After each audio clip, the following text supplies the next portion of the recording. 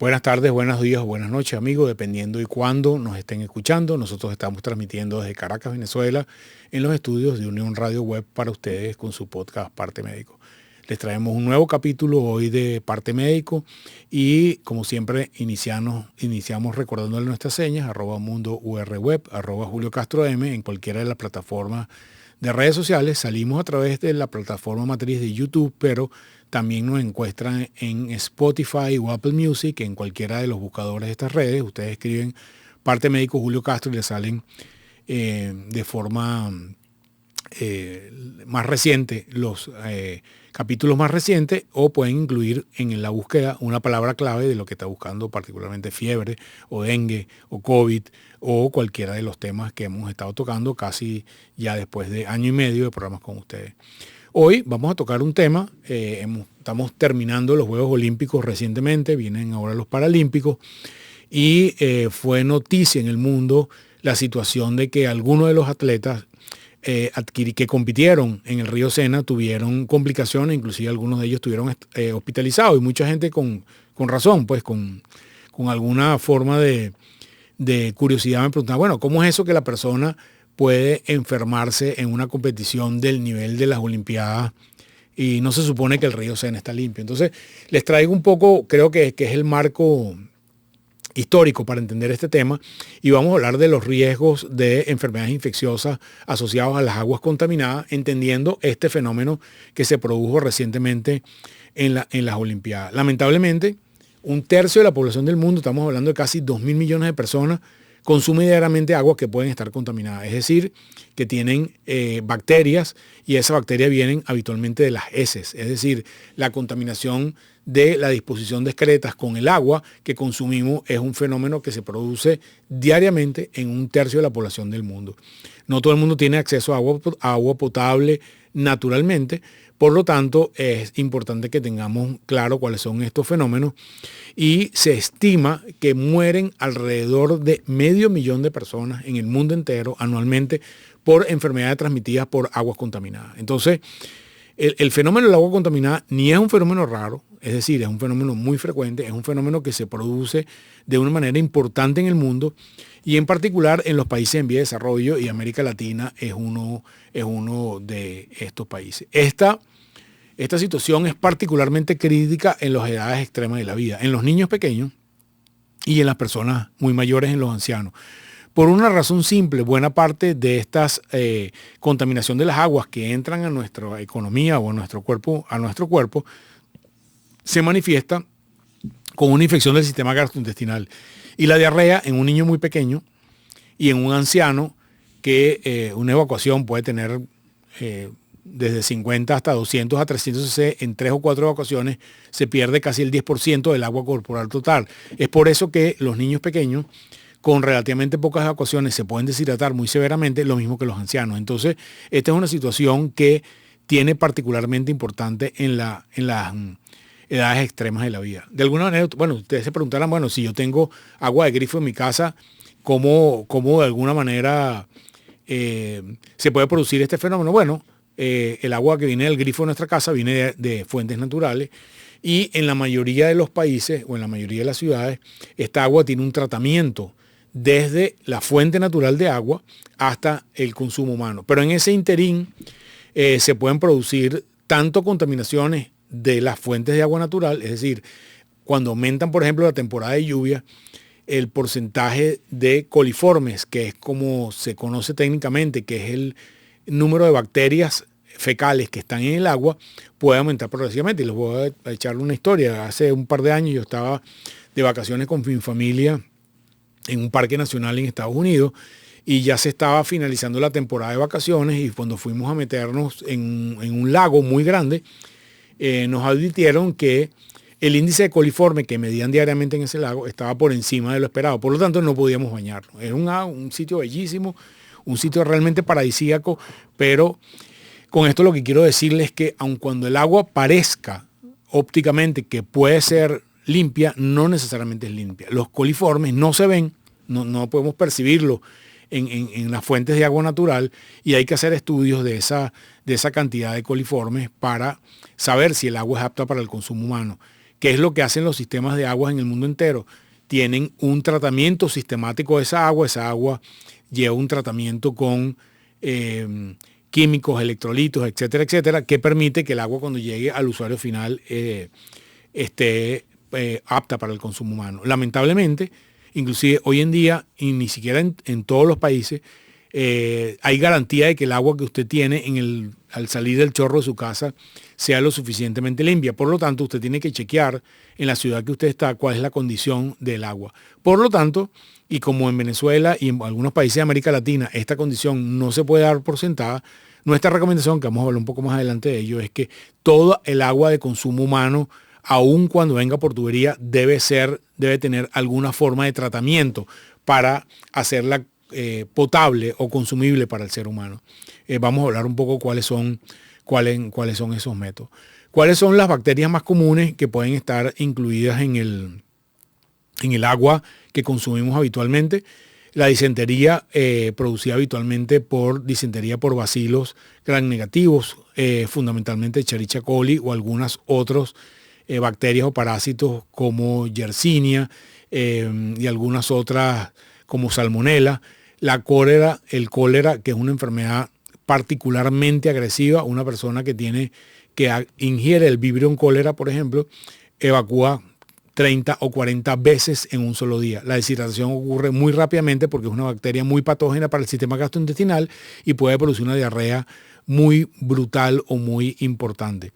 Y, por ejemplo, es normal que existan bacterias de cólera en aguas estancadas, manglares, sitios donde la corriente de agua no es lo suficientemente, no tiene un suficiente recambio, aún en instancias naturales que no tengan contacto necesariamente con el hombre. Entonces, son aguas que tienen que ser tratadas, pero no solamente algunas bacterias, también algunos virus como el de la hepatitis A y la hepatitis G, la hepatitis E y algunos parásitos pueden contagiar el agua. ¿Cómo es el proceso en el cual estas aguas contaminadas puede influir sobre el ser humano? La primera de ellas es que consumamos esta agua, bien sea con los alimentos o bien sea con las comidas, por ejemplo. Entonces, un mecanismo común de contaminación de las aguas es que, por ejemplo, si yo vivo en una zona el cual cultivo lechugas, por ejemplo, y esas lechugas, donde se cultivan las lechugas, hay asentamientos humanos que están aguas arriba de la zona donde se cultiva la lechuga, y la disposición de esas excretas, de las heces de esas personas, de esas comunidades, van a través de las fuentes de agua, y estas fuentes de agua se utilizan para el regadío de determinado tipo de alimentos naturales que consumimos, como por ejemplo lechuga, tomate, cebolla, etcétera, etcétera. Si nosotros no lavamos estos alimentos que consumimos, podemos estarnos contagiando de alguna manera. Otro del elemento es con los propios contaminación del agua, es decir, el agua, hay conexión de las aguas blancas con las aguas negras en determinados sitios, puede producirse porque se rompen las tuberías y, por ejemplo, caminos de agua natural de aguas negras o aguas grises pueden eventualmente colonizar o a través contaminar las aguas blancas. También a través de la contaminación directa del agua que consumimos puede haber contaminación. A través del contacto directo, por ejemplo, nadar o estar, como fue el caso de los atletas en París recientemente, que estaban directamente en el Sena. Se habían hecho estudios del Sena los días antes de la competencia y a pesar de que se estaba tratando el agua que estaba en el Sena, hubo mucha discusión los días antes de la competición porque no llegaban a los niveles mínimos necesarios para que pudieran competir los atletas allí. Se llegó al mínimo necesario, pero un par de días después la situación empeoró y fue cuando, en el caso de las mujeres que compitieron en triatlón, el índice coliforme estaba más alto de lo que ha debido ser y 2 atletas al menos tuvieron hospitalizadas por contagio con Escherichia coli que estaba en el Sena. También hay forma de transmisión a través vectorial, es decir, los vectores, mosquitos, moscas, etcétera, etcétera, pueden transmitir agua contaminada agua contaminada a unos alimentos, y es otro mecanismo mucho menos frecuente, pero que también puede puede producirse. Algunos otros virus, por ejemplo, como rotavirus, puede contagiar. Los seres humanos que estamos infectados, que están infectados con rotavirus, puede contagiar con sus heces las aguas que otras personas utilizan o los alimentos que otras personas utilizan y así de alguna manera contagiarse. La mayoría de las personas, ustedes estarán diciendo, bueno, pero yo vivo en una ciudad y compro en automercado y de alguna manera lavo los alimentos, pero aún así hay descripción, inclusive una descripción reciente de, por ejemplo, en una cadena de hamburguesas en España, 17 personas infectadas porque la carne estaba contaminada con Escherichia coli y no fue suficientemente cocinada y estas personas se infectaron. Ha habido también infecciones recientes reportadas, por ejemplo, en Estados Unidos, en cadenas de supermercados de personas que comían determinado tipo de productos naturales, por ejemplo, uvas o frambuesas o fresas o algunos tipos de hortalizas que vienen de unas zonas específicas que a su vez se contaminaron en las zonas donde se estaban produciendo y la cadena de infección llega hasta el usuario final, que es el ser humano. Entonces, esto es una cadena compleja, es una cadena que no es fácil de entender claramente, pero que sin lugar a duda produce una seria infección. ¿Cuáles son las claves? Un poco para saber que se está produciendo un fenómeno de estos en mi entorno. Bueno, en Venezuela es común, por ejemplo, comer quesos no pasteurizados. Estos quesos pueden estar contaminados con bacterias tanto en el animal propiamente dicho. Por ejemplo, las vacas pueden tener mastitis por listeria, por ejemplo, y eso, si no tienen los controles adecuados, puede transmitirse a la leche y la leche transmitirse al ser humano. Es una de las formas de transmisión. Y lo más importante que quería que ustedes se quedaran hoy, que se llevaran para su casa, es cuáles son los métodos que tenemos para hacer que el agua que nosotros consumimos sea apta para el uso humano o potable. La primera de ellas es la filtración. La filtración es el medio físico por el cual, a través de un filtro, las estructuras de gran tamaño, según el tamaño del filtro, no pasan.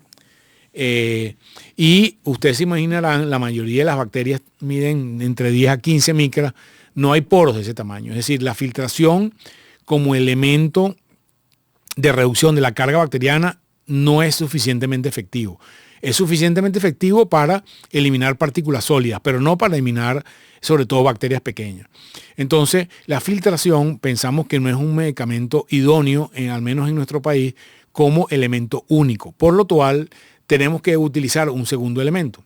El segundo elemento es cloración, es decir, colocar una cantidad de cloro que tiene la capacidad de matar, el cloro tiene la capacidad de matar, perdón, bacterias, virus y parásitos. La cantidad de cloro que necesitamos depende de la cantidad de agua que nosotros estamos utilizando. Sobre todo es útil utilizar cloro y se puede utilizar lejía común de la que se compra en el automercado.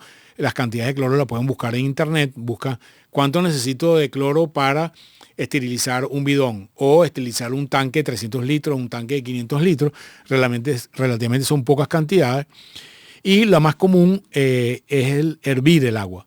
¿Qué pasa? Que para hervir el agua necesitamos alguna fuente de energía, es decir, necesitamos electricidad o necesitamos gas o necesitamos leña para hervir el agua, y estar hirviendo agua cada rato no es un método fácil, pero de alguna manera funciona.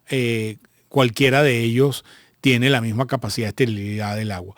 Modernamente hay purificadores de luz ultravioleta, son costosos, son muy eficientes, pero son muy costosos, y también recomendamos que las personas que manipulan alimentos, cocineros, las personas que lavan los platos, las personas que están en contacto con la comida que se hace para que otros consuman, deberían tener una higiene muy intensa, lavarse las manos varias veces al día, lavarse las manos antes y después de ir al baño.